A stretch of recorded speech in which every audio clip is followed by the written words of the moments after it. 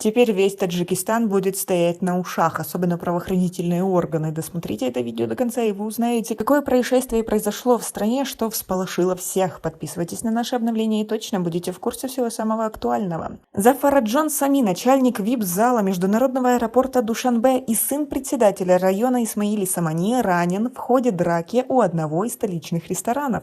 Источники сообщили, что он получил 3 удара ножом в голову. МВД Таджикистана начало расследование по факту драки.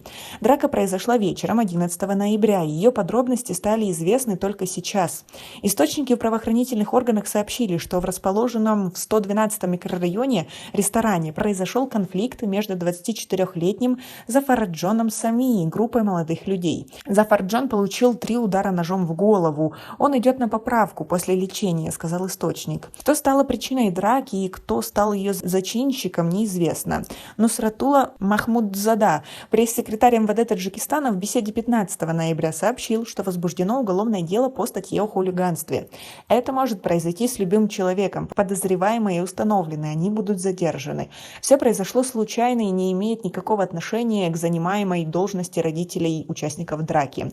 Возбуждено уголовное дело, начато расследование, сказал официальный представитель правоохранительного ведомства Таджикистана. Другие подробности, в том числе имена других участников драки, пока не раскрываются. Однако источники заявляют, что один из них родственник некоего высокопоставленного чиновника. Как вы относитесь к такой ситуации? Конечно же, ужасно, что человек пострадал, но проблема в том, что именно это дело будут расследовать быстрее и с большей ответственностью, чем если бы пострадал обычный таджик. Как вам такое? Свои ответы напишите нам, пожалуйста, в комментарии. Шариф Сами, председатель района Исмаили Самани города Душанбе, не подтвердил и не опроверг информацию о ранении своего сына. Ничего ужасного не произошло, все в порядке. Все, что говорят в МВД, это правда. Извините, я на работе, сказал он в коротком телефонном разговоре.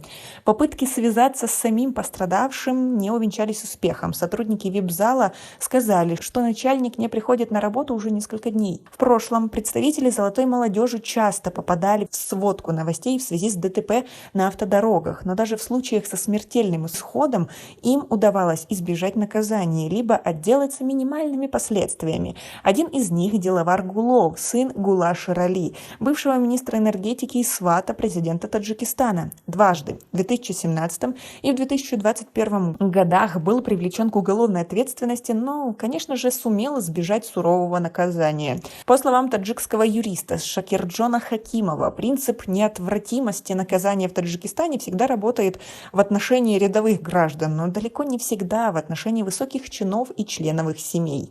Детей таджикских чиновников в случаях нарушения закона приговаривают к условному сроку и к штрафу.